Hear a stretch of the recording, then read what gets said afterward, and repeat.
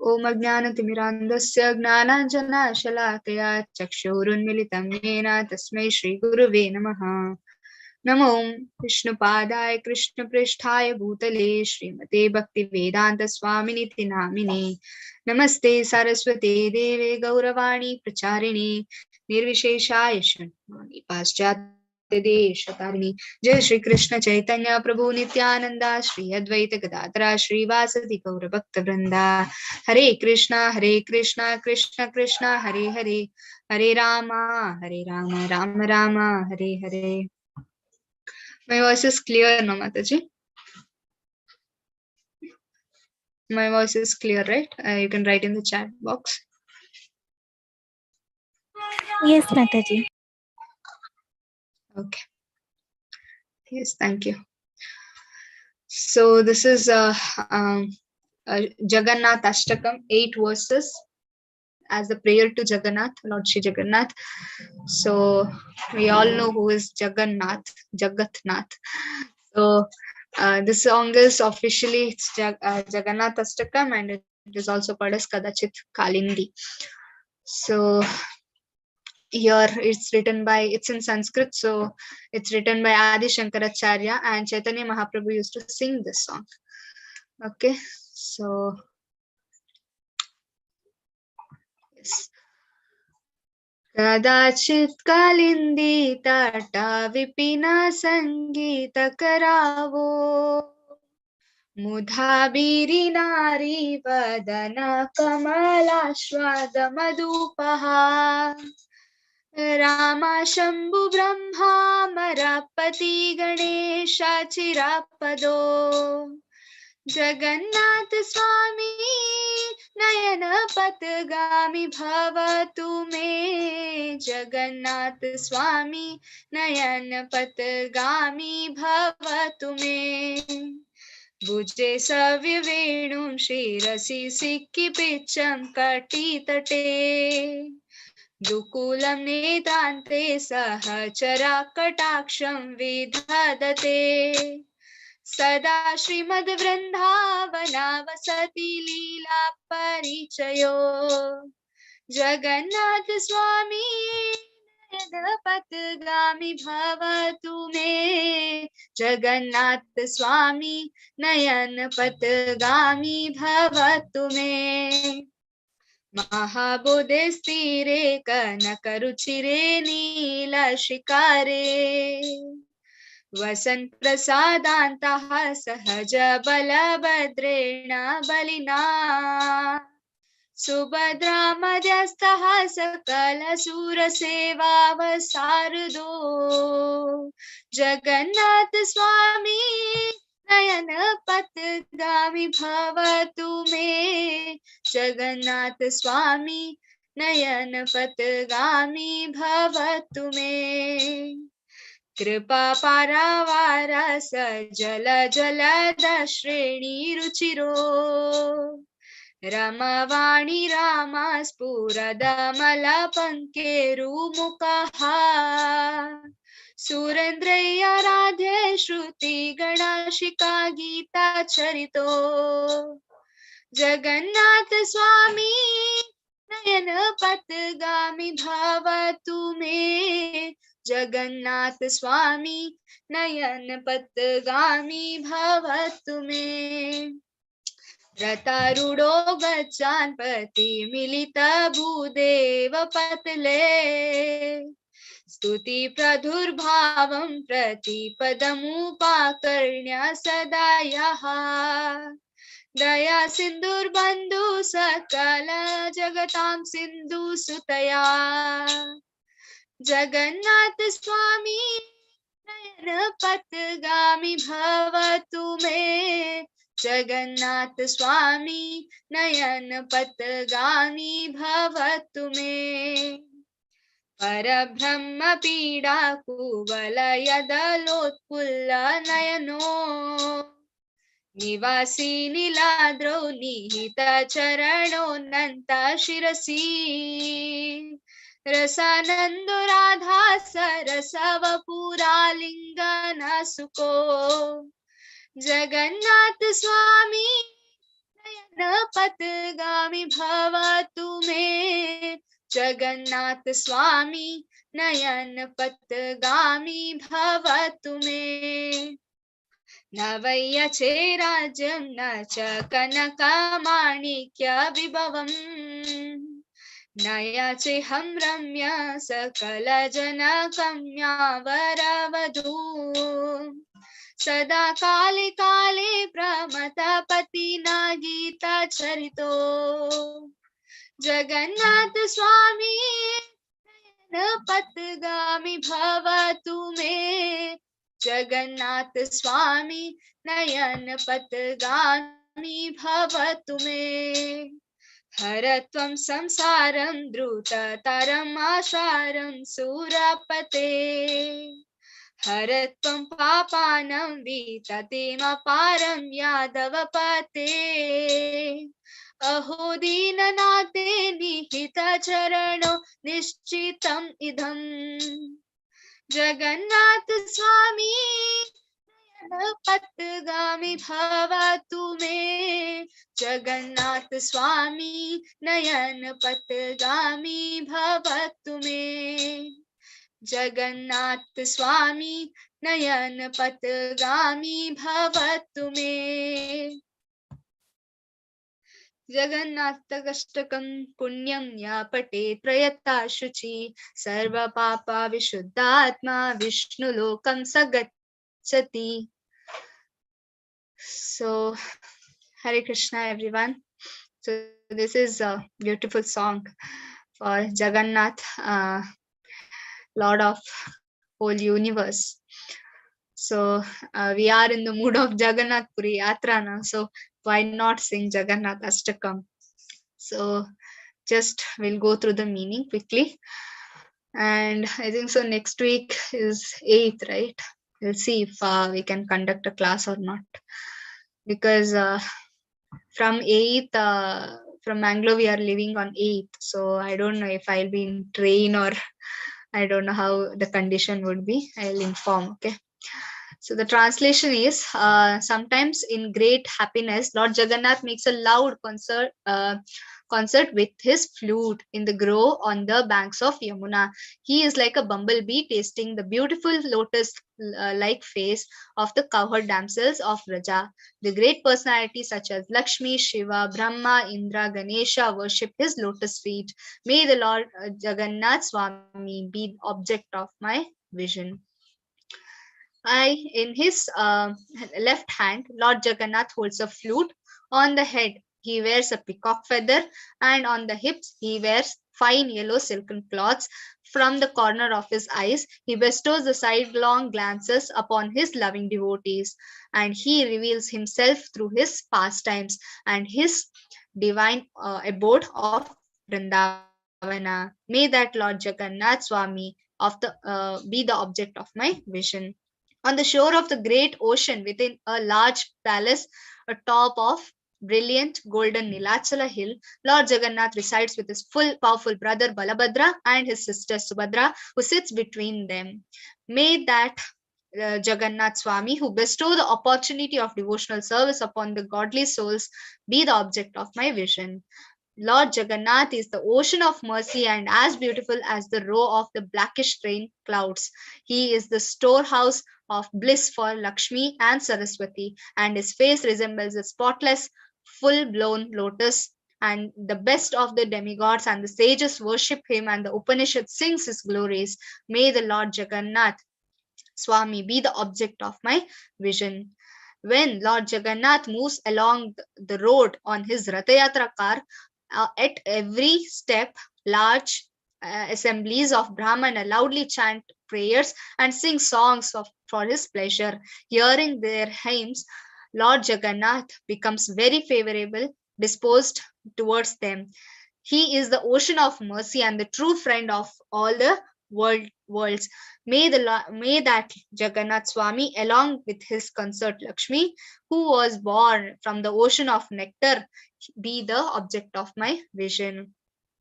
Lord Jagannath, whose eyes resemble the full-blown lotus petals and the ornaments of the Brahma's head, he resides on the Nilachala hill, and his lotus feet placed on the head of Anantadeva. Overwhelmed by the mellow of love, he joyfully embraces Srimati Radharani's body, which is cool pond. May the Lord Jagannath Swami be the object of my vision. I do not pray for the kingdom, nor do I pray for the gold, rubies, or wealth. I do not ask for a beautiful wife as desired by all men. I simply pray that Lord Jagannath Swami, whose glory is Lord Shiva's, always sings, may the constant object of my vision. O Lord of the demigods, please quickly remove this useless material existence I am undergoing. O Lord of Yadus, please destroy this vast, shoreless ocean of sins. Alas, this is the certain. Lord Jagannath bestows his lotus feet upon those who feel themselves fallen and no shelter in this world but him. May the Lord Jagannath Swami be the object of my vision, the self-retained, soul, virtuous soul who recites these 8 verses glorifying Lord Jagannath becomes cleansed of all sins and duly proceeds to the Lord Vishnu's abode. So these are the 8 verses, and we already saw the meaning of this 8 verses. So how beautiful is this song, and one should definitely recite this song every day. So Damodar Astakam is also so glorious. So with this, let's start with our class. Okay, so today is Nectar of Devotion, 9th and 10th chapter.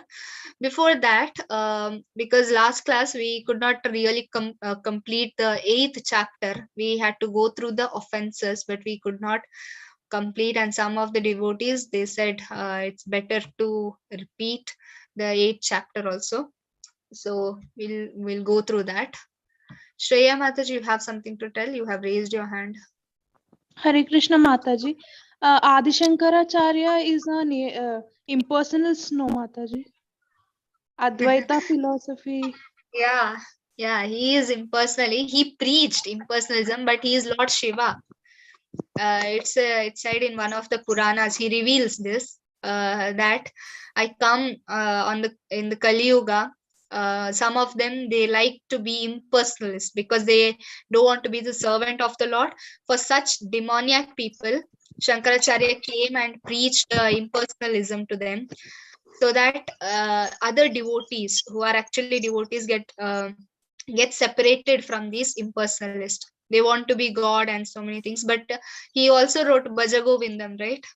Bhajagovindam, Bhajagovindam, Bhajagovindam, Mudamati. He said to his own disciples that that in the end of the life, these because impersonalists, they normally do the jugglery, the words jugglery, like Krishna said in Bhagavad Gita, he says mam, that means me. But impersonalists, they take it's me as a person, as impersonal, Brahman, and so many other meanings. So Shankaracharya, in the end, he says that these jugglery grammars won't help you at the time of death. Only helps is Bhaja Govindam. Only Govinda can help you. So do devotional service to Lord Govinda. He's Lord Shiva. So he cannot be impersonalist. But then he came to assist the Lord in the form of an impersonal acharya. Okay, Mataji. Yes, so let's go to the 8th chapter. You can see the screen, Mataji. Anybody can put in the chat. You can see the screen. Yes, Mataji, it's visible. Okay, thank you, Mataji. So somebody can read this.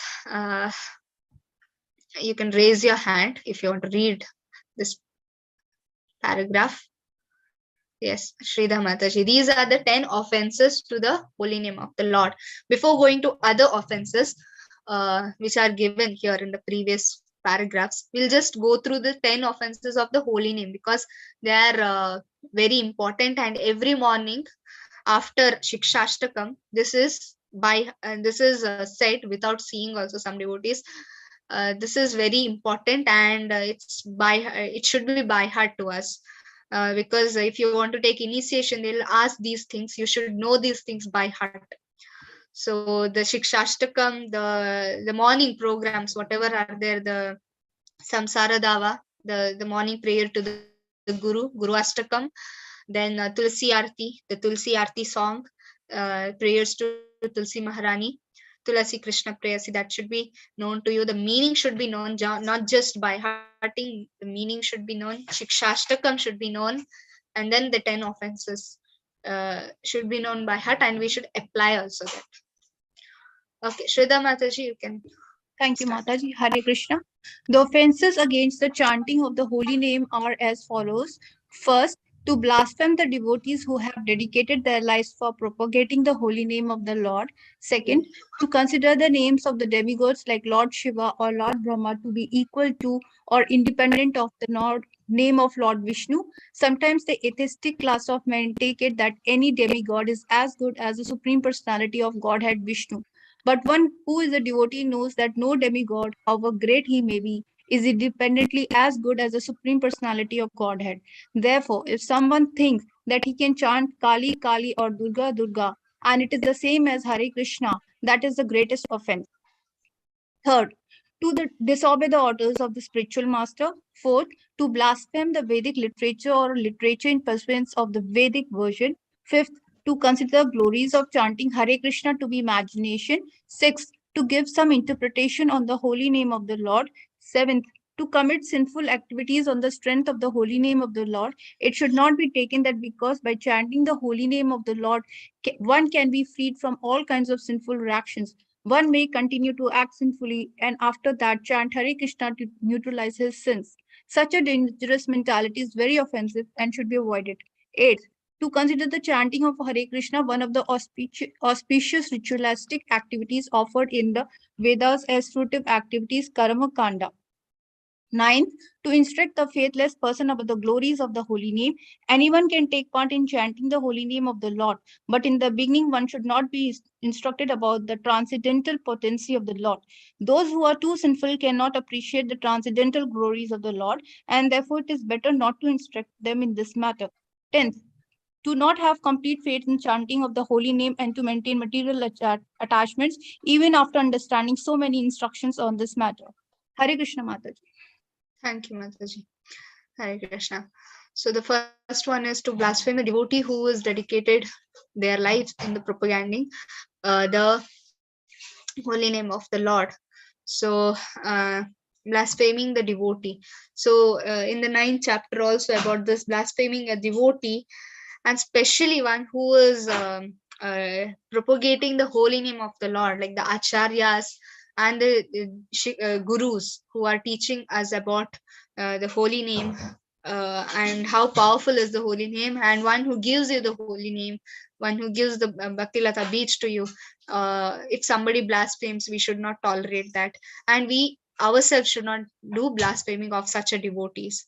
And those devotees also, even the Kanishta Adhikaris, that is who takes the just started chanting, not just one round of chanting they are doing, even they are Vaishnavas, we should not even offend them also. So so next is to consider the name of the demigods like Shiva and the Lord Brahma to be equal or independent of the name of Lord Vishnu. So we should not think like this, because they have their own positions. Lord Shiva have their own position, Lord Brahma has their own positions, and they are never equal or more greater than Lord Krishna or equal to Lord Krishna. We should never think. They are always Ekala Ishvara Krishna Arasavibhritya. That means only Ishvara, only Lord is Krishna. You all are in level 3. So I need not I need not hesitate about telling about demigods here, because in level 1 it's obvious that they won't be understanding about the demigod worship and they get offended quickly. But you are already in level 3, and you all already have got convinced, because you should at least chant 4 rounds. So 4 rounds to 8 rounds, and then 16 rounds also are chanting in this class. So many of them, they know the positions of the demigods and who is Lord Krishna. So it is said that Ekala Ishvara Krishna, only Krishna is the Lord. Arasa Vibhritya, that means all other are the servants of the Lord, including Shiva and Brahma. Although they appear like a god, when Brahma created the universe, Narada saw it and he's like, you look like a personality of Godhead. But then Brahma said, no, I'm not. I'm just a menial servant of that supreme personality. It looks like they create, they do all these things. And some of them, they chant the names of. We say in the beginning that you need not break that the previous chanting, but include Hare Krishna Mahamantra. But we should never think the Hare Krishna Mahamantra and the other demigod mantra are same and equal position. Both will give us same, because Hare Krishna Mahamantra gives the highest result, that is Krishna Prema, that no other demigod worshippers can get, or no other demigod's name can give us. Only Hare Krishna Mahamantra can give the topmost result, that is Krishna Prema. That's why it's the topmost.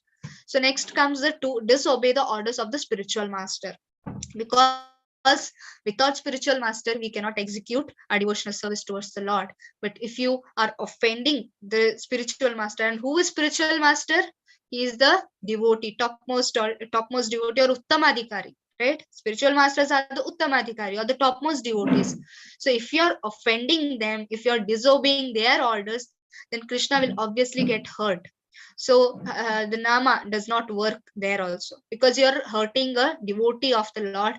And if you're hurting Lord, then devotees can make a, they can offer their prayers and make your sinless thing.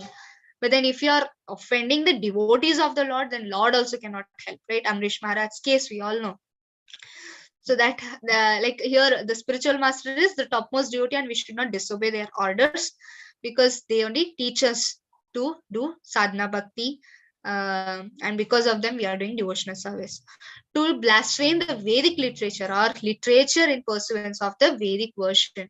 So blaspheme the Vedic literature, or those literature which like the commentaries on the Vedic literature, we should not uh, blaspheme, because they are also giving the essence of the Krishna consciousness. And Vedic literatures, Krishna says, Vedescha sarve ahamiva vedya. Krishna is the Veda, creator of the Vedas, and the end of result of knowing all the Vedas, the Veda Anta, is also Krishna. So we should not blaspheme. It's direct blaspheming the Lord. Or any of that, like the commentaries of the acharyas on the Vedic scripture, that also should not be doubted, because acharyas are the pure devotees, and when they give commentaries, that means they are in the pure consciousness. Like Prabhupada, he gives so many purports in the books, like in the Srimad Bhagavatam is the Amala Puran. When acharyas give commentaries on them, or the purports on them, we should not doubt, because they are in the topmost consciousness. So next comes to consider the glories of the chanting Hare Krishna to be imagination. It happens initially that we don't have faith in Hare Krishna Mahamantra. Somebody said in the class, you have to chant Hare Krishna Mahamantra. I'm just chanting. It happens when you chant and you want to give that same to your neighbors, and neighbors think this is just like a karma kanda, this is imagination, there is nothing like Hare Krishna Mahamantra, or I never heard what these people are saying, Hare Krishna Hare Rama. If you're chanting and you're thinking like this, then it's an offense. If somebody is not chanting and then they are thinking, that's okay, they are however doing sinful activity, but you are chanting and at the same time you're thinking it's a imagination, or it's a foolish thing to chant, then it's an offense to it. We should never think like that. To give some interpretation on the holy name of the Lord, like some of them, there are some babajis, they give some mantra and they tell, if you chant this, Lakshmi will come to your home, that means you'll get more money. If you chant this, you will get santan prapti. So many are there, so many mantras, and we should not tell, if you chant Hare Krishna mantra, Krishna will give you money. We should not tell. We should tell the obvious thing that if you chant the Hare Krishna mantra, you will achieve the greatest, that is Krishna prema, Krishna bhakti you will get. So that is the main motive, and that is why we are chanting. So you should tell the absolute thing here. We should not interpret the holy name of the Lord to commit sinful activities on the strength of the holy name of the Lord. Uh, this is very dangerous. Some of them, what they do sinful activities, and on the contrary, they'll chant and they'll tell, okay, I'll smoke a cigarette, and then in the evening I'll chant, or in the morning I chanted, and now in the evening I can do sinful activities on the strength of the holy name of the Lord. So that is very offensive. It should not be taken that because chanting of the name of the Lord, because now we came to know that if you chant the holy name of the Lord, all your sinful activities are gone, right? Ajamila's case, what happened? All his sinful activities are gone. But then if we just think that, and then we chant just to just to deduct our sinful activities, just for that sake, if you are chanting and you are doing sinful activities and you are chanting just to reduce those sinful activities, then it's an offense to the and still you continue to do your sinful activities, it's an offense. So such a danger mentality, it's a danger mentality, right? So next comes is the to consider the chanting of the Hare Krishna mantra of auspicious rituals, like a karma kanda, right? Like all the mantras are there, and then this mantra is also included just for karma kanda sake, or just for fruitive activities. uh, Initially people think like that, if I chant I'll be happy, and if I chant this mantra I'll get that thing, if I chant that mantra I'll get so many other things also. So that is Lord's name should not be compared to such karma kandi mantras that are given in the Vedas. So here next is to instruct the faithless person about the glories of the holy name. So the teachers, they are doing their job, like they are teaching, right? When we go out for book distribution, or when we go out for Nagar Sankirtan, we have to give the holy name, we tell the glories of the holy name. Some of them they reject us, some of them they accept the holy name. So they are there, but we go on the order of the Prabhupada, because he wanted us to preach, so we are preaching on the order of Prabhupada. So that's not an offense. But some people, they are very faithless or atheist people. If such people are more than so today, that if the risk is more than what you are, then don't take that risk, because you will fall into that risk and somebody else have to come to pull you out from that risk. Now some atheist people is there, and you can convince that that person is ready to listen to you, and the risk is very less, then you can easily grab that person to Krishna consciousness. But there is some other person who is really atheist, and he really does not have to listen to you, and you're still behind him, listen, then he'll start disobeying, or he'll start disrespecting, he'll start blaspheming the Lord. Oh, your Lord, he'll start saying that. So we should not do such thing. If you want to give, then give very peacefully, and you should not disturb that person when you give the holy name. When you preach that person, he should not get disturbed by your preaching. He should be very happy. Even the atheist or any person, he should be happy in the end. He accept or reject, he should be happy, he should not be disturbed. What happens if he disturb? He start blaspheming the Lord, then it will be offense on your part. Then comes to not have the complete faith in the chanting of the holy name of the Lord, and to maintain the material attachment even after understanding so many instruction on this matter. So you're chanting and at the same time having material attachment, in the sense that you're chanting just for material things. There were some people who were telling, my child did not get a visa, please chant the Hare Krishna mantra to the group. There were some bhakti rickshaws and some people, some groups, and every day some materialistic things will come. My child has exam tomorrow, please chant Hare Krishna Mahamantra. My daughter have to go to abroad, her visa has to pass, please chant Hare Krishna Mahamantra. That is not the purpose of Hare Krishna Mahamantra. That is not the purpose. Is your child praying? Is your child chanting? Then they say, no, my child does not chant. I don't force that child. Then first give that Hare Krishna Mahamantra to your child and see what changes have become to that child. And then you come to in front and tell, my child is chanting 16 rounds. Now you chant Hare Krishna Mahamantra. Then the devotees will feel happy. Not because visa has to pass or some examination they have to pass, some UPSC exams they have to pass. Not for that sake you are chanting Hare Krishna Mantra. Not for that. Don't tell devotees to chant just for material attachments or material things. Chant for the welfare of that soul. That's the best thing we can do. So that thing is said here. So every devotee who claims to be a Vaishnava must guard against these offenses in order to quickly advance in the desired success. That is, what is our desired success? That is Krishna Prema, right?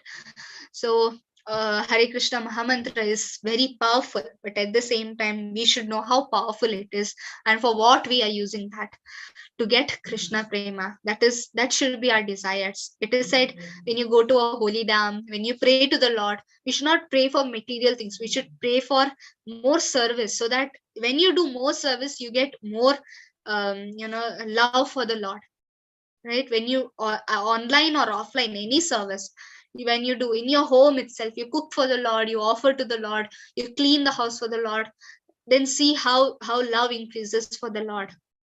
So you need not go to temple for everything. Some people, they do work in temple, they do so many things, they cook for the Lord deities in the temple. They are there, they are so lucky, they are so fortunate that they do. But you have Lord Krishna in your home, then cook for him like what they do in the temple. It may not be the same standard at your home, but then at least you can do whatever best thing you can do at home for your Lord in the home. Some people, they have Laddu Gopal, some people have Radha Krishna, some people have Radha Govinda picture in their home. So you can offer your food stuff in the best way you can do, just for the Lord. As think that you are in temple and you are cooking for the Lord, and offer it to your Lord in the home. So it will increase the love for the Lord when you do more service to the Lord. Okay, so these are the offenses. I know many of them, they don't attend Bhakti Vriksha classes, so I just want to go through these things, because these things are very good when you read in Bhakti Vrikshas, because you can discuss among your groups what all offenses you do and how you can improve. Here in the class, I can't unmute all 51 people and start speaking. When you are in Bhakti Vrikshas, 10-20 people are there, you can discuss and come out with good plans and ideas that other people cannot have. That's why Bhakti Vrikshas are made. And I see many of them, they don't attend the Bhakti Vrikshas. Only 5 members, 6 members they attend. So that's not the motive of Bhakti Vrikshas. So you can come up when you have problems. Everybody have problems. When you are in devotee association, you get some ideas that you can't get by your own mental thinking. So take association of this, take association, take this opportunity. Okay. And okay, so these are the some of the offenses, 32 offenses in the matter of serving the Lord. Now, as I said, you can serve the Lord in the home also, but then these offenses are mostly there for the deities in the temple, the installed deities. In the home also, some of them, they have installed deities. So some offenses that we should not do to the deities, either installed or non-installed, it's okay, because every deity for us, it's very precious in our heart. Every home, a special deity will be there that is more precious to our heart, and that's very important, and we should not commit any offense to that deities. So we understood the offense of the holy name. Why after this the offense of the holy name is in the last year? Because these offenses, what we are discussed in the 8th chapter, can be nullified by the chanting of the Hare Krishna Mahamantra. Last class we discussed about this, right? But then if you are offending to the holy name of the Lord, then nobody can save you. That's why the offense to the holy name is given in the last in this purport. Okay, so these things, one should not enter the temple or of the deities in a car or palanquin or with shoes on the feet. So these are the basic things that we know already, that we should not enter with the shoes, right? Some of the more things are given here. One should not fail to observe the various festivals for the pleasure of the Supreme Personality of Godhead, like Janmashtami, Rath Yatra, right? Janmashtami, we keep the fastings, and it it is said we should observe these festivals and fasting for our advancement in Krishna consciousness and to give the pleasure to the Lord.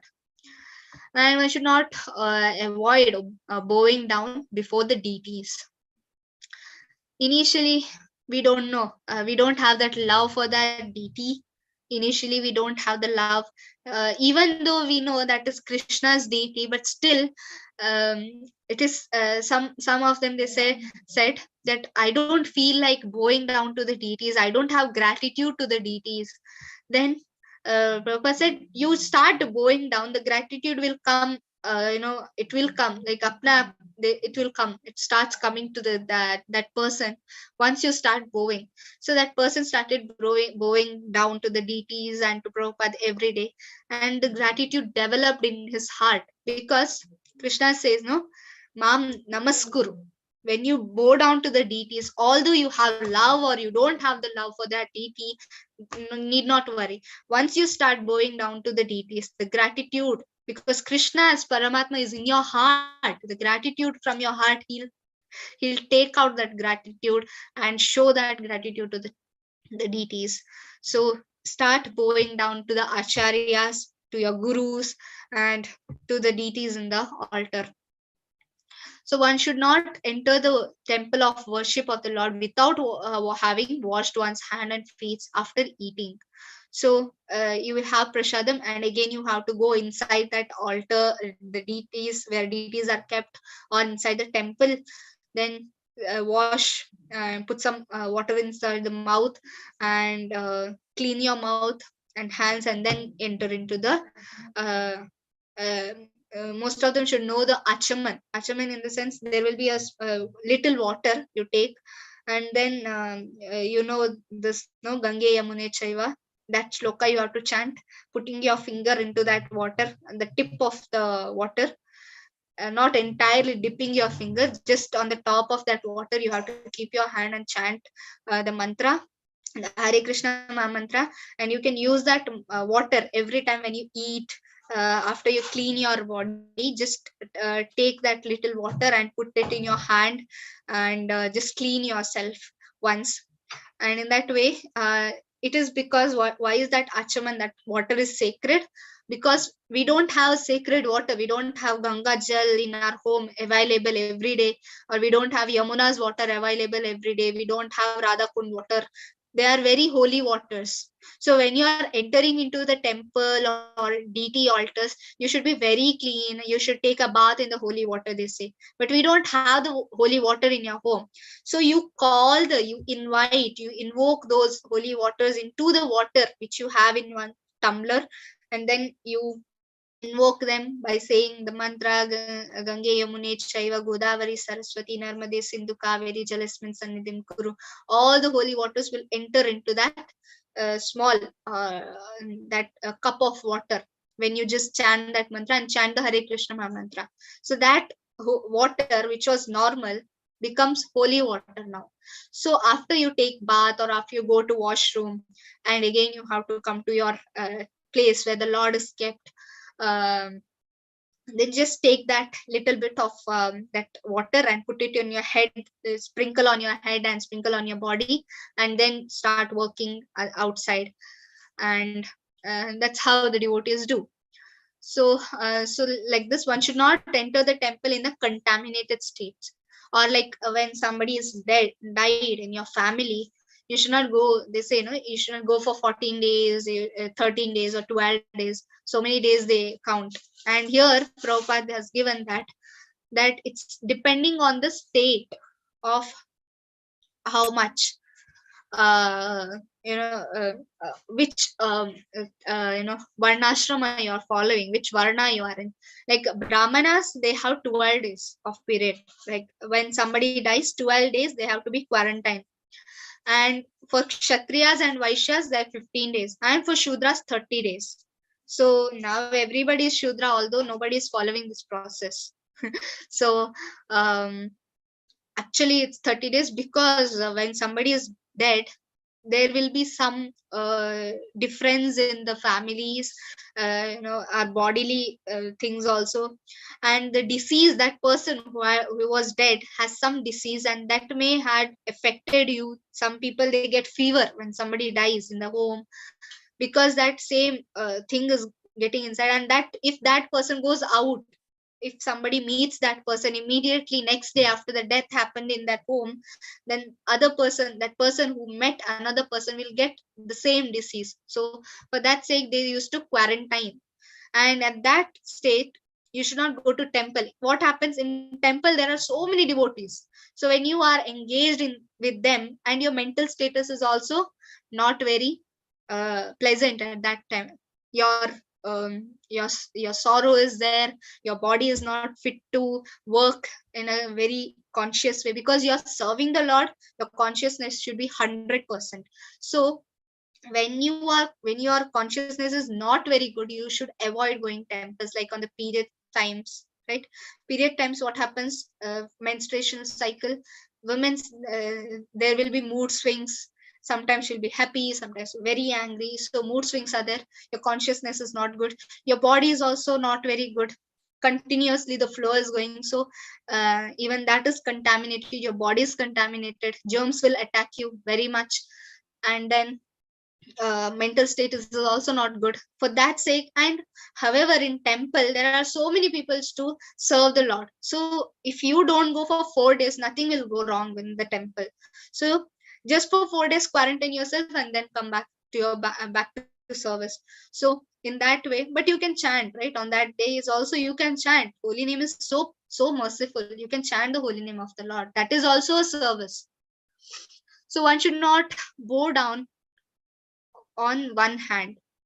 You should not bow down on one hand. You should fold your hands and then bow down. One should not circumambulate in front of Sri Krishna. The process of circumambulating the temple is that one should begin the circumambulating from the right hand side of the temple and come round like a clockwise. Then such circumambulation should be performed outside the temple structure at least 3 times a day. So if you are fortunate, you can go to the temple and circumambulate the temple. If not, you can circumambulate a Tulsi plant, right? I said worshipping the Tulsi is very, very important. The Pada Sevana which we can do to the Lord is circumambulating the Tulsi, if not the altar. If not the temple, then Tulsi is very good to circumambulate. Morning and evening we can circumambulate. Then one should not spread his legs before the deities. It's an offense to show your legs to the deities. One should sit before the deities holding the ankles, elbows and knees with one's hand. One should not lie down before the deities of Krishna. One should not accept prasadam before the deities. If the prasadam is not offered to the deities, one should not accept it. And here we remember how Bhakti Siddhanta Saraswati Goswami Maharaj, when he was a small child, and there was Jagannath Rath Yatra, and I think so most of them, they know this already. If you have heard the disappearance day or appearance day lecture of Bhakti Siddhanta Saraswati Maharaj, you will come to know the story that when he was very small child, there was Jagannath Rath Yatra going on, and his mother had kept some of the fruits in a basket, which are going to be offered to the Jagannath when the Lord will come at their doorstep. So this small baby saw that fruits and was very much eager to eat them, and he took a mango and started eating. And his mother came running, and she saw that my child is having the thing which is not offered, which is not yet prasadam, it's an offense, she thought. And she started, she just told, it's an offense, you did not offer to the Lord and you ate, it's an offense, she just told that. And Bhakti Siddhanta Saraswati At that small age, he understood what kind of offense he has done. Lifelong, he did not eat mangoes. His disciples used to give mangoes to Bhaktisiddhanta Saraswati when he was very privileged, and people used to, when mango seasons come, people comes to temple and offer the mangoes to the Lord, right? He used to not even take that mangoes because he thought, I had offended the Lord when I was very small age. I ate those mangoes, and now it's my offense, and I should regret this offense to the whole life. And he never ate one mango in his whole life. So that's a pure devotee of the Lord. So here it said it's an offense if we are not offering to the Lord and eating, because it's not a prasad. So one should never speak a lie before the deities, because Lord and Paramatma, he knows everything, whatever you're doing. When you are in front of the deity, you now think you know somebody, and you know the already the truth. Okay, and your child, okay, your child is there, and you know the truth of that child, that such and such child has done mischievous thing, and you know that, and the child in front of you is telling lies. So how much hurt that mother or father would have been facing, right? The same hurt the Lord also faced when you speak lie in front of the deities. Or should not talk very loudly before the deities, because deities get disturbed. Because deities are not just stones, they hear us. When you pray in front of the deities, they hear our prayers. They're not just stones. We think, because our ignorance, we think they are just stones. They don't move, the deities don't move, deities don't have eyes, they are, deities don't have hair, deities don't have so many things they tell. But then they are living, they can hear you. Then one should not talk with others before the deities. Like you're in direct front of the deities and you're speaking to somebody else, it should not be done. Then one should not cry or howl before the deities. This is also a reason why people after the death, they should not come in front of the deities, because they are not in a very pleasant mood, and they'll cry or howl, who are not knowing about the soul and so many things. Even though we know, we start crying because uh, we should not do that things in front of the deities. One should not quarrel or fight before the deities. One should not chastise anyone before the deities. Anyone. Okay, any of the living entity, we should not chastise. Oh, this person is like this animal is like this. We should not. One should not be charitable to beggars before the deities. Now why is it? Because Lord is the giver, and you should not prove, you should not show that, oh, I am a giver here. You can give the Krishna Prasad, uh, keeping that beggar aside or outside the temple. You can give, not in front of the deities. One should not speak very harshly to others before the deities. One should not wear a fur blanket before the deities. One should not uh, eulogize or praise anyone else before the deities. Like you're great like God, or some people, they are very flattering people or buttering people. They tell, oh, you're greater than God, you're like God, and so many things that should not be said before the deities. Or not even praise, because deities are friend. You should praise the Lord, not somebody else. You can praise the Vaishnavas, obviously, but then not that you're like God or you're greater than God. We should not do that.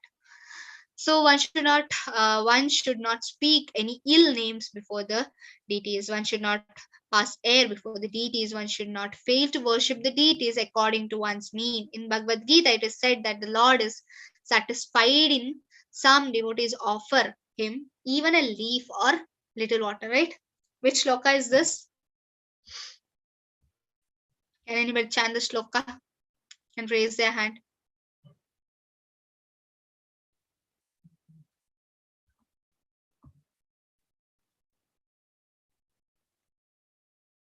Oh, Neha Mataji. Neha Mataji has raised her hand once. Yeah.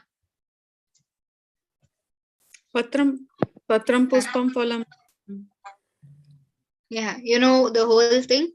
Param pushpam phalam toyam. Yam yo me bhaktya prayajati. Yasya deham punarjanma neti mameti so Arjuna. No, the second two So- lines are wrong. Sorry. Yeah. Nidhi Mataji, you know the entire thing? Hare Krishna Mataji. Yes. Patram pushpam phalam toyam yo me bhaktaya prayachati tadaham bhaktayu mashnami prayatatmanaha. Hare Krishna Mataji. Thank you, Mataji. Yes. Patram pushpam phalam toyam yo me bhaktya prayachati.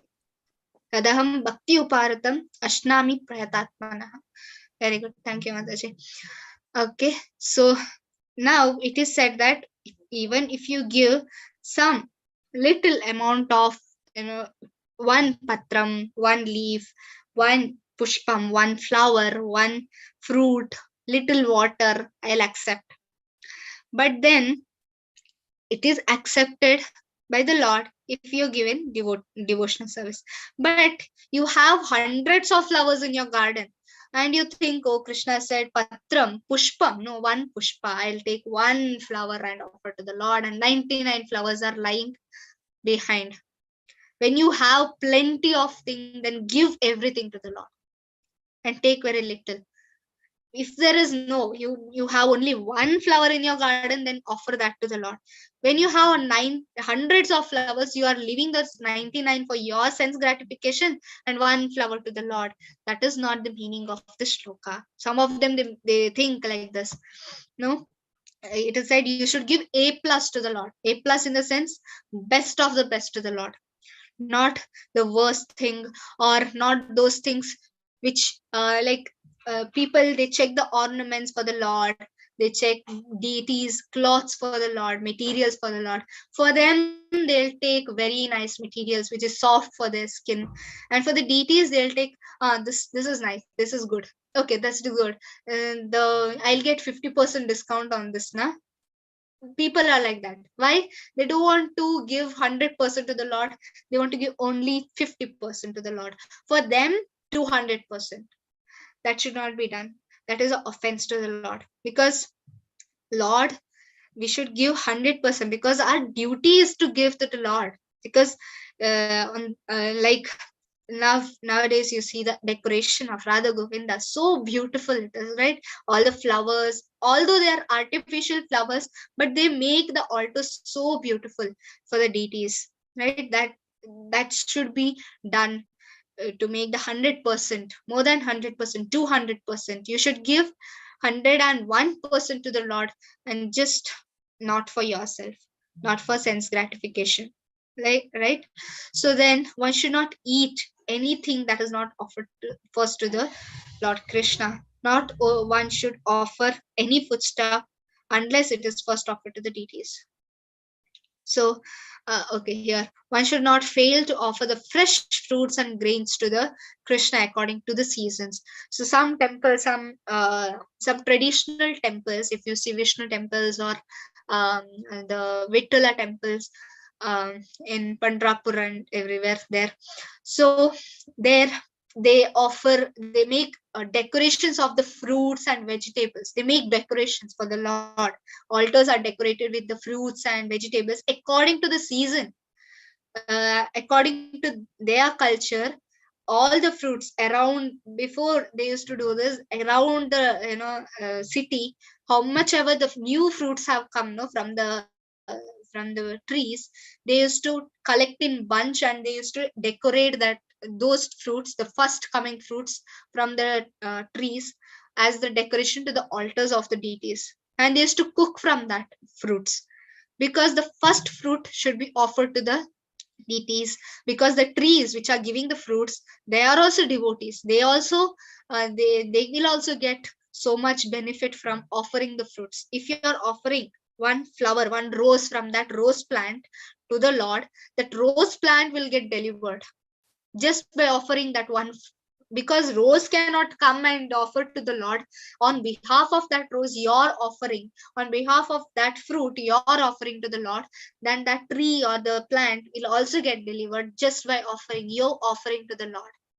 So that is also a very good thing. So one should not sit with his back towards the deities. we should not show our back to the deities. So when you go to ISKCON, you must have seen this. When you bow down, or Panchanga Namaskar or Dandavat Namaskar, they don't put directly to the face of the Lord. They put aside. Why is that? Because front is, many of them, they don't know this.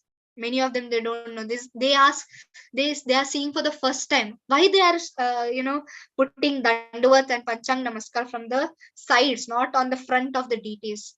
Because in front of deity, Prabhupada is there, Vaishnavas are sitting, so you can't show the legs to the Vaishnavas, because if you show legs to the Vaishnavas, then they'll get offended.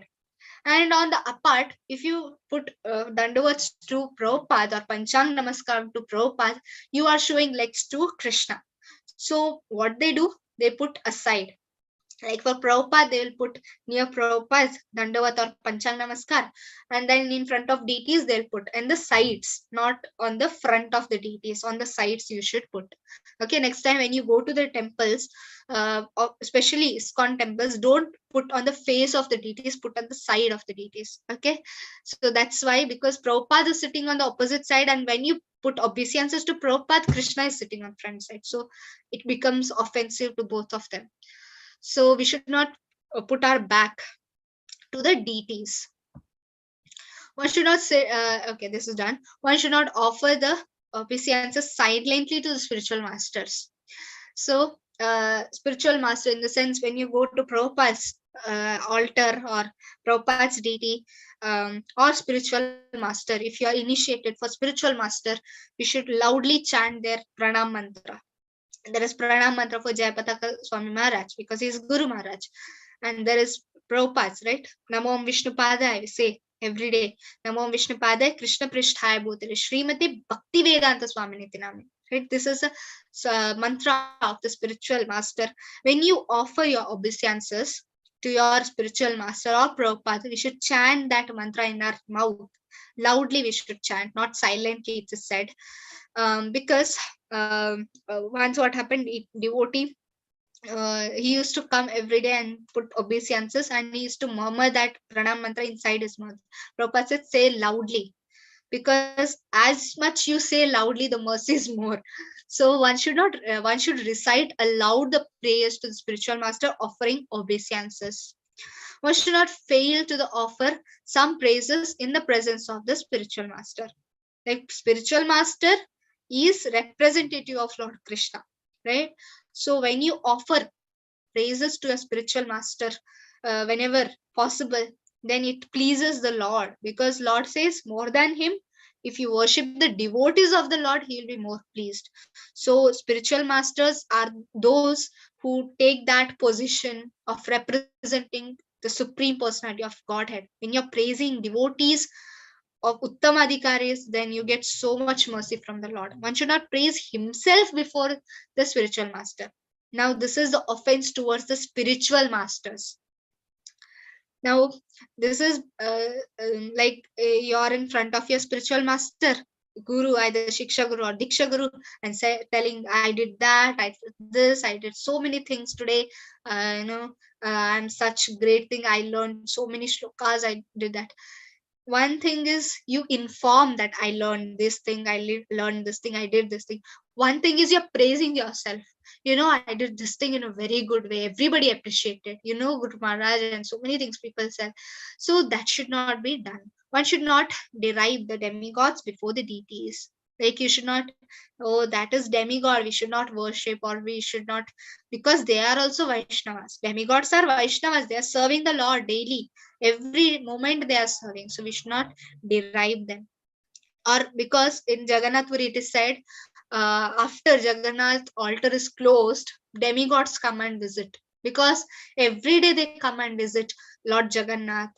After the deities are closed, the deity altars are closed, Jagannath does not sleep. His eyes are always open. So after people, they get they all get the darshan, deities altars are closed, and that time from Swarga Dwar, there is Swarga Dwar, and from there all the demigods are coming to pay obeisances to Jagannath, because he is the Lord of universe. That's why. So even those are great Vaishnavas. We should not offend them. Even we know demigod is coming and he's offering respects to the Lord. If you can see the demigod coming and offering us, respects to the Lord, you should not derive them. You go away, you go away. Or any person, you should not tell. One who comes to the temple, nobody tells you go away from the temple, or you get out, or you go aside. I am the person, I'm the devotee, I am from so many years, you should not come. Or you are just from 1 2 years, I'm from so many years, you should not tell that. So we should not derive any persons in front of the deities. So some of these are 32 offenses. Besides, there are so many offenses which are said in Varaha Purana also. So these things are again the offenses. So we might have done so many offenses also now. So for that sake, we should cultivate the chanting of the Hare Krishna Mahamantra, not just for the nullifying the offenses, but to praise the Lord also. So this is said in the 8th chapter, which we wanted to discuss in the previous class. Just I wanted to go little elaborate, because many of them, they don't they don't go through Bhakti Vriksha's classes also. I saw just for that, because I wanted to show them this offenses, because these are very important offenses, and offenses to the holy name of the Lord is also very important. And these things, I'll just show some of, we'll just recap what we did previously. Okay, and here if I can't complete the 10th chapter, it's okay. At least 9th chapter I'll be completing, because 8th and 9th will put today. I'll just change the title in the YouTube. 8th and 9th I'll put, because previous class I could not complete. I was not satisfied with the 8th chapter, because I was running, and I felt very bad also why I did. Okay, so offenses to the holy name of the Lord we discussed, and we also discussed offenses to the Lord also. So some of the offenses are elaborately given, or we can say these things are the principles of the devotional service. That is like blasphemy towards the one second, what is happening? I'll share. Please confirm if you can see the screen or not.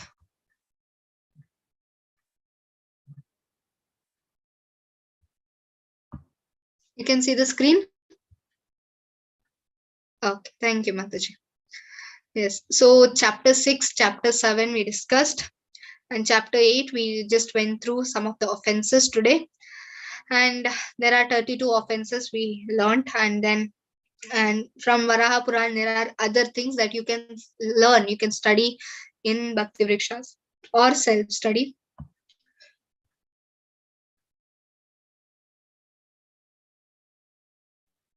And 10 offenses which are given in Padma Purana. Okay, so we learned that.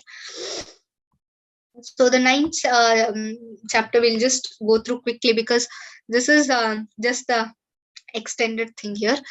Further consideration of devotional service. First is that in the deities of sadhana, importance of deity in sadhana. Why the deities are very important in the sadhana bhakti. Why we should do deity worship. Right, I can just chant the holy name of the Lord and sit home very nicely, And Prabhupada said chanting of the holy name of the Lord is sufficient. Then why did he introduce Pancharatrika Vidhi, deity worship? Because just by chanting we get laziness also, because we are not completely liberated souls that I can chant 3 lakhs names like Haridas Thakur and sit in a forest. We are not like that. We want some activities. And when we are serving the deities, what happens? We are getting practice to serve Lord Shri Radha Krishna in the abode.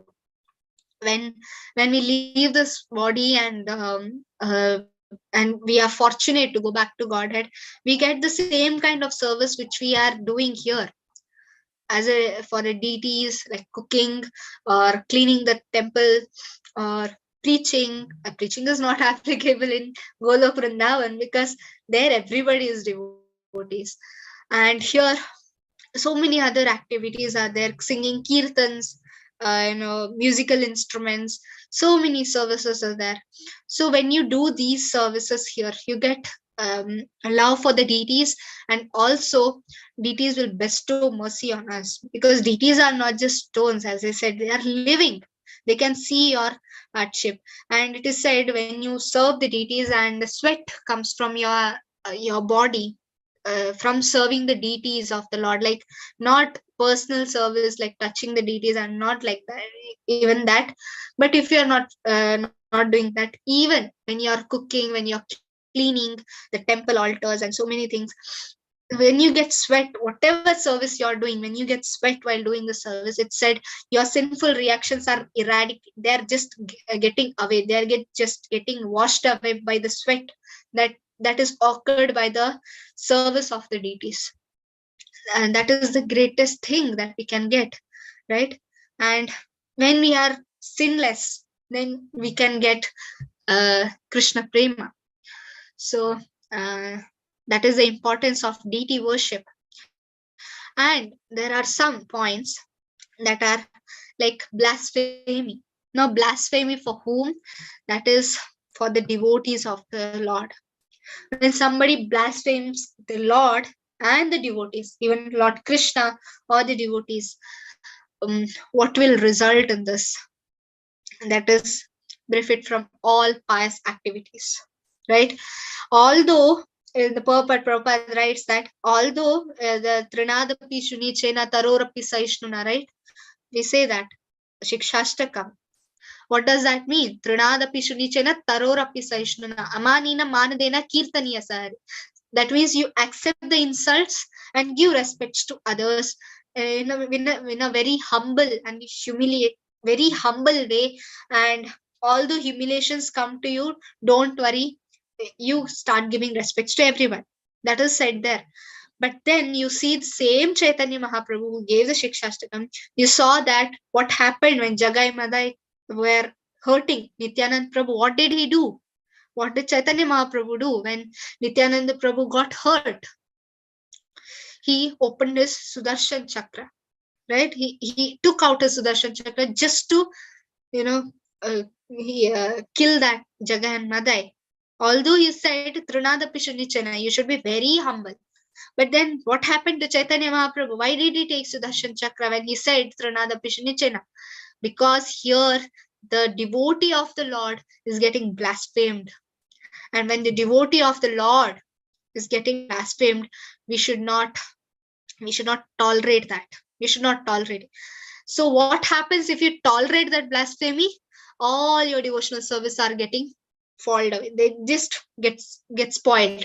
Your devotional service just gets spoiled when you tolerate the blasphemy of the devotees of the Lord or Lord himself. So this is the result. And what should we do when somebody blasphemes? What should we do? When somebody is blaspheming the Lord or the devotees, what can we do?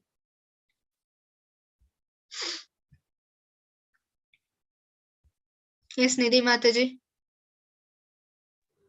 Mataji, we should not stand there. We should try to run away from there. And it is also said in NOD that if one is not able to run away, one should try killing himself. Thank you, Mataji. Hare Krishna, Mataji. Hare Krishna, Hare Krishna. Yes, there are three things said here, as Nidhi Mataji said already. So, first is, how should we deal with the blasphemy of the Lord? Although, as I said, although more humble and tolerant like a tree, same Chaitanya Mahaprabhu, he got angry with Jagai Madai because the Lord was, Nityanand Prabhu was blasphemed. So, in three ways we can deal. That is, as Mataji said, that we can give up life. See, first is that we should defeat. If you can argue with that person and defeat that person, that's best. Because that's how it. But then in Kali Yuga, nobody accepts defeat. That's the thing. Because everybody thinks he's correct. So in that case, what happens? You should give up your life. You should kill yourself. But then we don't do that also. So what should we do? Just get away from that place. If you can't argue with that person and convince him, then get out of that place, because it's more riskier to stand there. Because however he is going to destroy his life or her life, then next he will destroy your life also. Your devotional service is gone if you tolerate.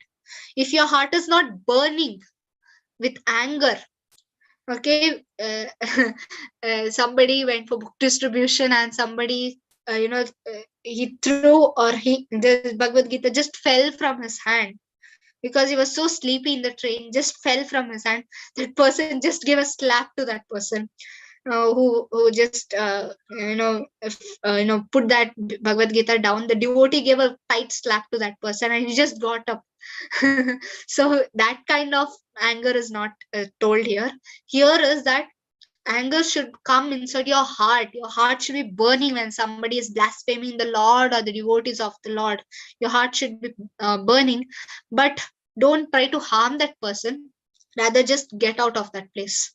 If you can say something to that person, if somebody is your friend and he could be convinced or she could be convinced, then start convincing. If the person is reluctant and not convinced by your thing, then just get out. Just get out of that place. Next comes is Tilak and Tulsi beads, or marking the body with the names. So, here it said that if somebody is putting tilaks on his bodies, Tulsi beads, it is as good as Vaikuntha. Because why we put tilak? So many of them have this question: why we put tilak? And because our body is considered to be like a temple, and Lord is staying inside our heart. So when we put tilak and we are actually decorating, it's equal to decorating a temple. So when we are decorating our body with the tilak, 12 marks of the tilaks are said, and forehead, in the belly, in the center of the belly, then on the chest, on the throat, and on the right side of the belly, left side of the belly, and on the lower arm, upper arm, on the both arms. So, and the back on the top and the back on the bottom, and remaining the because what is tilak? From what we do the tilak? Which object or which item we do a tilak? What is that?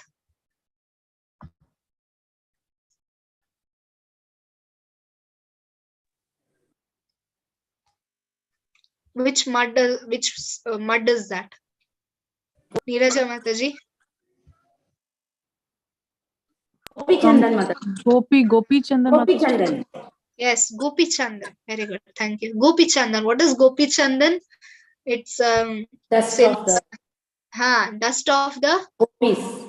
Gopis. Yes, it's mostly available in the Gujarat sides, Mathura and that side, where the dust of the lotus feet of gopis are there.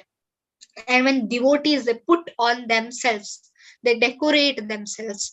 Devotees don't decorate with the cosmetics or something, they decorate with the Gopichandan all over their bodies, and they show how they and when you put the Gopichandan on your forehead, it's almost like a blessing of that gopis that you are now ready for the service of the Lord.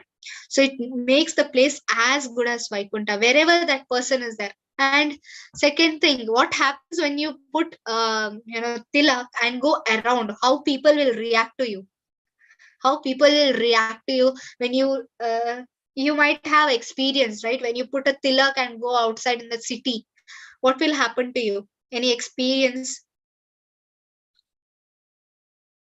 Neeraja Mataji? Yes, Mataji.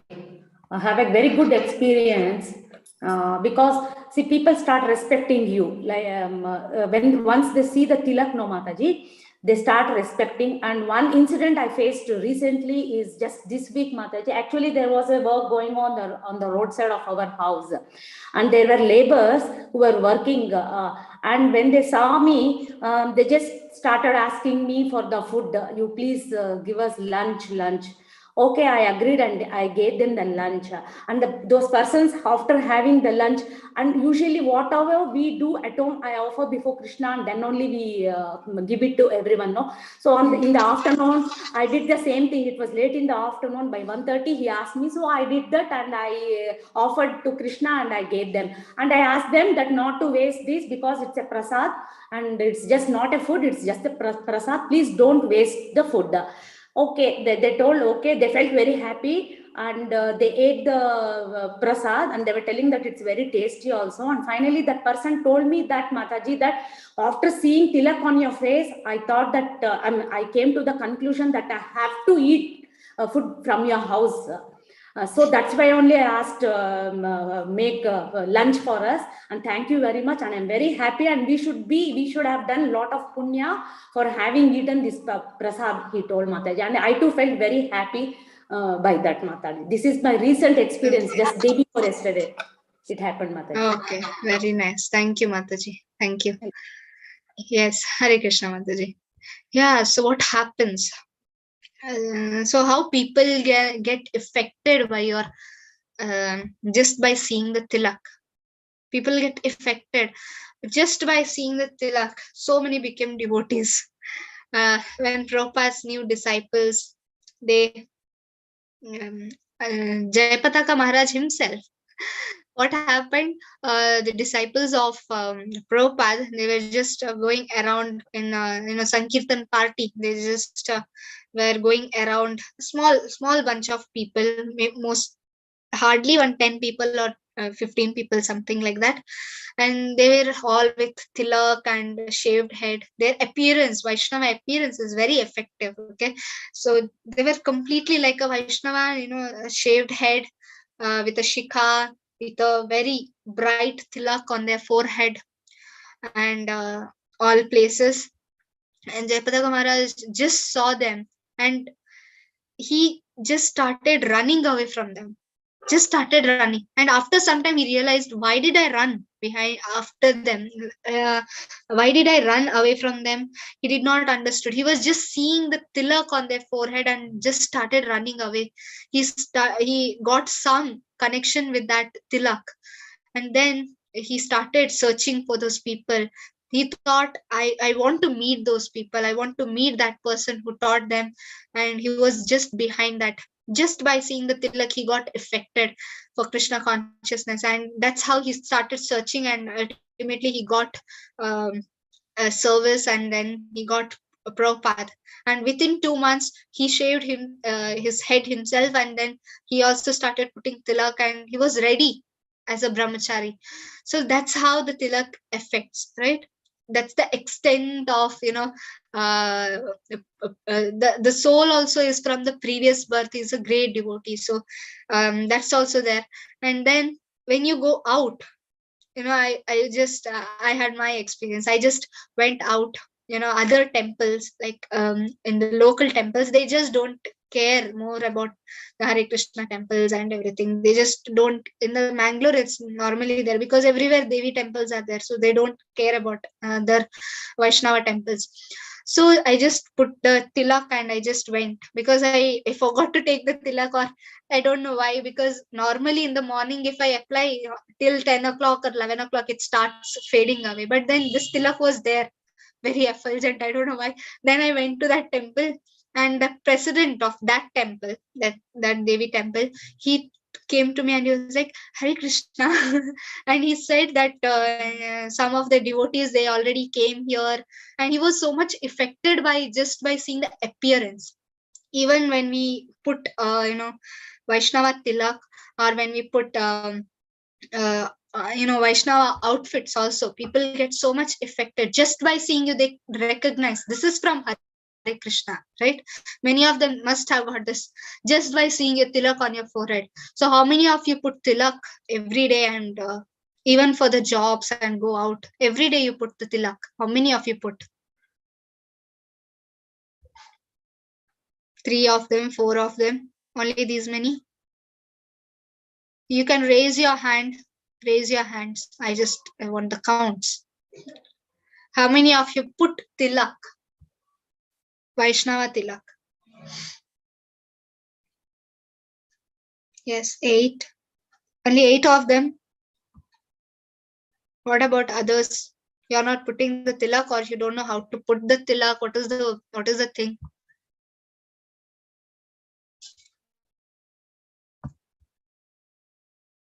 Yes, many of them, they put the tilak. Yeah, very less comparing to the strength of this class. Very less. Many of them are not putting. You should put. Now, why is this? Because when you put the tilak in, you know, as per the shastras, yama, yeah, most of them, they may not know how to put the tilak. It's very easy. You can just search on the YouTube. You'll get so many things we search on YouTube, but we don't search what is very necessary.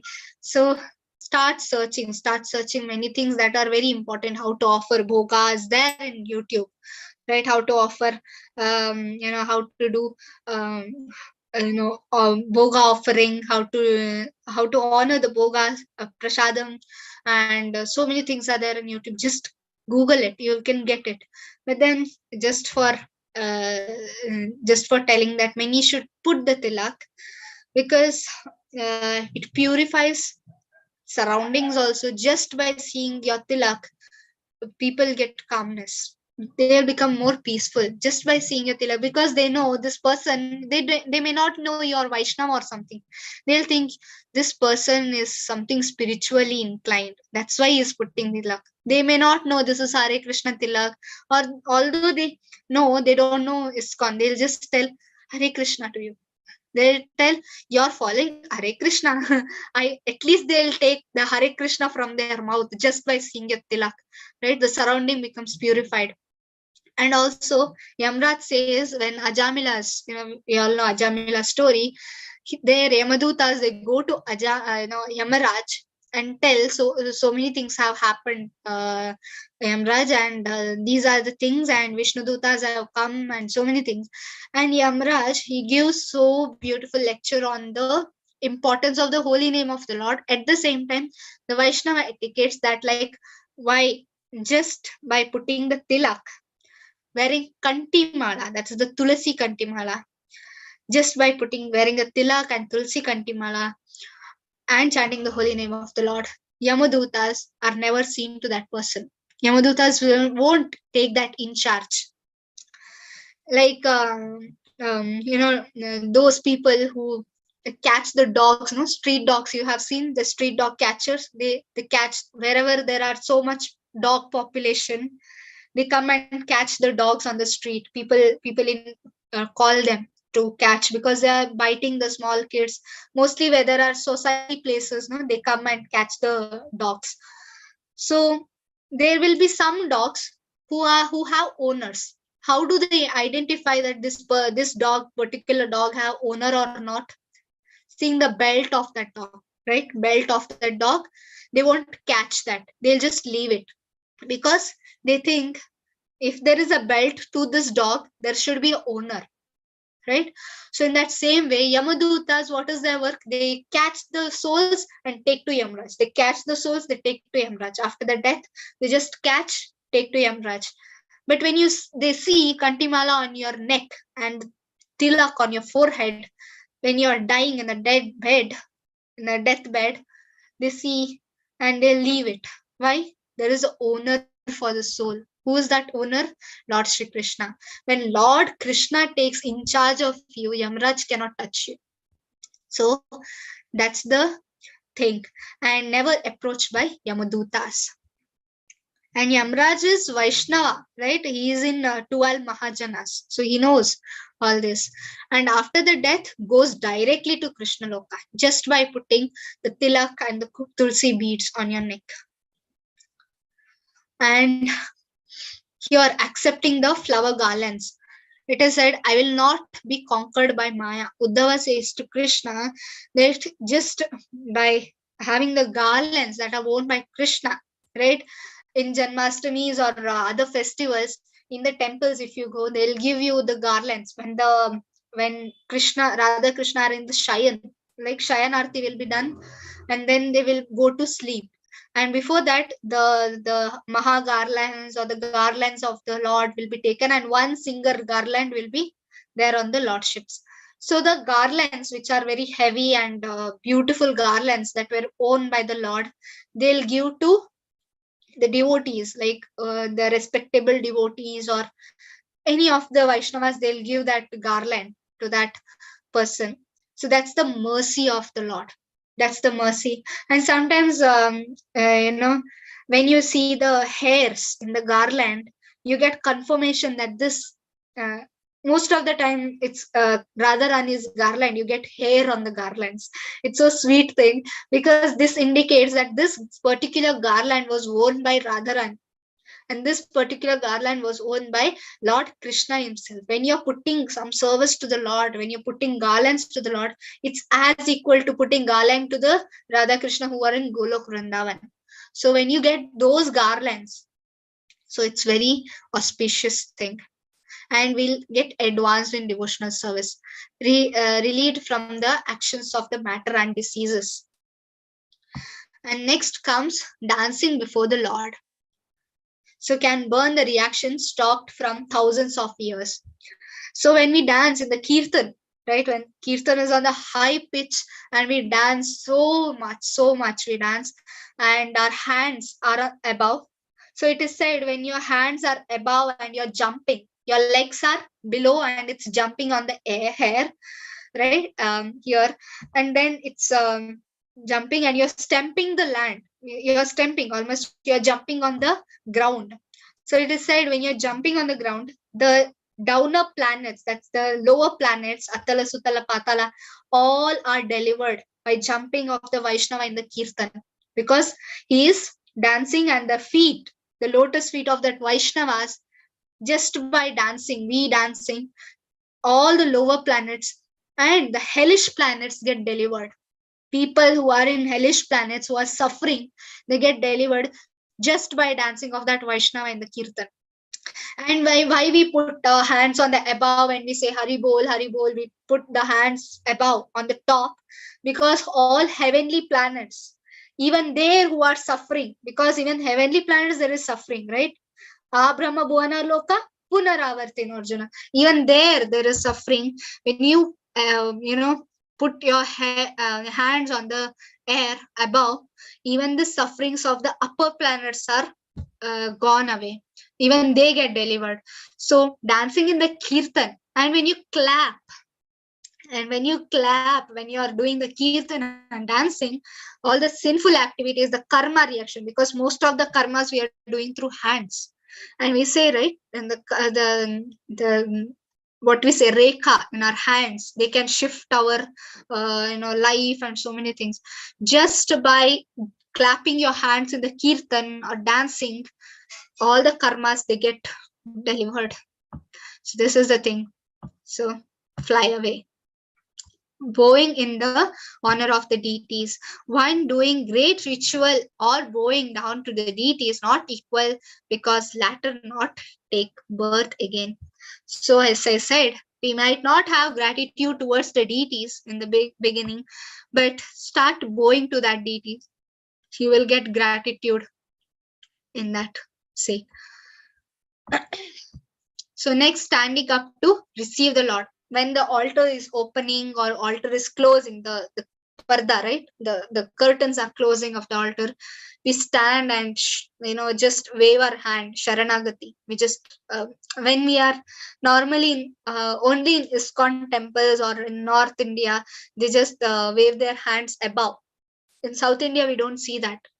Why? That is Sharanagati. Your Sharanagati means you are giving up, you are surrendering to the Lord. So when you stand up, when the Lord is there, and when the Aarti is happening, we should not sit, we should stand immediately. Why? Because Lord is getting received and he is taking the Aarti. So we should stand, we should respect that. Following the deities. That means when the deities are taken for the Rath Yatra, we should follow that deities. We should not go in front. We should follow the deities. Going to temple or the places of pilgrimage. Will pass over the desert of material existence and relief from the trouble of entering the mother's womb. So why we should travel? Why we should travel to pilgrimage? So that we should not travel in our other mother's womb. That's the thing. Why we should go to temple? So that I may not go to another mother's womb next life. That's the thing we should remember. And there are some more things circumambulating the temples. It's the Pada Sevanam, can contract even and equal to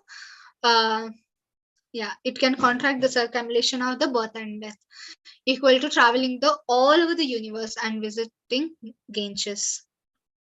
Right, then the Archana in the sense the Archana Vidhi. Sudama murmurs that by this all results of all other paths can be got. So in Srimad Bhagavatam, where Sudama comes and he says that just by doing Archana of the Lord, we can get all the results that all other paths can give us. We will go to Vaikunta, Vishnu Rahasya. So just by offering the Archanas to the Lord, just by praying to the Lord, just by having deity worship, what will happen? It will give you a direct service in the Vaikunta or Krishna Loka, rendering service to the Lord, just like the king should be served. How you should render service to the Lord just like a king. How king? We cannot give king the C plus service. We should give the king A plus service. So when the king is expected so much service, now think what Lord is expecting from you and how much we are giving. Only this much, only little. But in that little also, we don't want to give that much also. We have our own sense gratification, which is coming in front of me and the deity. So rich men should build the temple and serve, right? Which was the example who built the Radha Madan Mohan temple, right? On the Dwadasha Tila. The sale person, he was very rich and he said, I want to build a temple. Vaishnavas, here one thing, we should say that Vaishnavas, they don't go behind temples. If somebody who is very rich, he tells, can I build a temple? Then Vaishnavas are ready because it's a service for the Lord. That's why the donation to the temples are very, very important. When you, even though you're not a rich person, that's fine. Whatever little you have, just try to give it to the Lord. If you can't do direct service to the Lord, at least through this thing, because from your money, from your riches, you can serve the Lord through others. Like Vaishnavas are serving, the pujaris are serving on behalf of you, right? The Abhisheka is going on for the Lord, and people are standing in line. Why is it? Because on behalf of them, they paid money. On behalf of them, Pujari is doing service, and the whatever accumulated punya is getting from that service is given to that person who paid the money for that. So that's why people are eager to get prasadam of that service. Why? Your karmas are getting reduced by that. In the same way, when you give money to the Lord's temple construction or building the temple, your karmas are getting reduced, because when the temple is done, there will be archana of the temple. And what happens when the archana is there? You will definitely go back to Vaikunta. So that's the thing. And with our small brain, we just think, oh, why should I give money? I can enjoy myself. So many people, when we go outside, they just tell this. They just give suggestions and they don't give anything else. So next is singing. Are ways to chant, like singing, Sankirtan and Japa. Now what is singing? Krishna appreciates this more than Shiva's prayers. So here, singing for the Lord is very important. And we sing Acharya's songs, Vaishnava songs. Why is it? We can't, we can't create a new song. What we do, we sing those songs which are already offered by the Vaishnavas. And next comes the Sankirtan. So Nama Sankirtan is very important, right? Why is it? Can contract the sins that can be, that we can perform. Nam Sankirtan. And Nam Sankirtan in the sense, you're loudly chanting the holy name of the Lord in the form of a kirtan or anything like that. And Leela Sankirtan is simply by hearing all about the Lord we should hear. And simply by hearing, all material contamination will be gone. We should hear about the Lord. Leela Sankirtan. Nam Sankirtan is loudly chanting of the holy name. Leela Sankirtan is hearing, like Srimad Bhagavatam, right? Nityam Bhagavata Seva. You should hear the Bhagavatam every day. It should be a habit. And one who has that habit of hearing Bhagavatam daily, that means Krishna, you're attracted towards Krishna. That's confirmed. And next is Guna Sankirtan. What is that? Ultimate perfection of all the sacrifice, knowledge, charity, etc. is to chant the Lord's glories. Guna means all kinds of qualities of the Lord. Next is Japa. This is for personal benefit. Sankirtan is for all people's benefit. Personal benefit is also there. Prabhupada says before all your other service, the first service is for the japa, because you have to personally get benefited, then you can benefit others. So first is chanting the holy name of the Lord for yourself. Sit in a very good place, concentrate on the Nama of the Lord and start chanting. So that will give the personal benefit and the kirtan for all others also. So the same japa can be done for the kirtan also, and it will affect all others, like Prabhupada did, right? He sat on the park and started doing the kirtan. All got benefited. Around whoever atheists are also there, who don't know what is Krishna, who is Rama. Fine, they are hearing. Even the dogs, cats, you have pets in your home. You just you start chanting in front of them one round. They'll also get benefited. Then is prayers. Feeling express sincere sentiments for service, like a young boy attracted to young girl, right? When newly wed couple or new girl and boy, young boy and girl, they start expressing their sentiments in the form of service, like they give some gifts every day, and they write poetry to that girl. The girl will write poetry to that boy, like letters, love letters, and so many things. That is material. This is just the example. Now what is reality? That is, you should give such kind of a love to Krishna, because he is a real person to accept that love. And next is humble confession of one's wretched condition. Now this is humble confession, not just this show off. Some of them, they write in the Instagram or Facebook profile, they'll just write bio, I'm a fallen soul, most fallen soul. And if somebody else says that you are idiot, you're foolish, and they'll get offended. But then you wrote yourself, no, I'm the most fallen soul. Now what is it? And somebody, one incident happened that somebody came to Prabhupada and he said, Prabhupada, I'm the most fallen person. Prabhupada said, you're most of nothing, because we are nothing in front of the Lord, or we are nothing. So that's the thing. And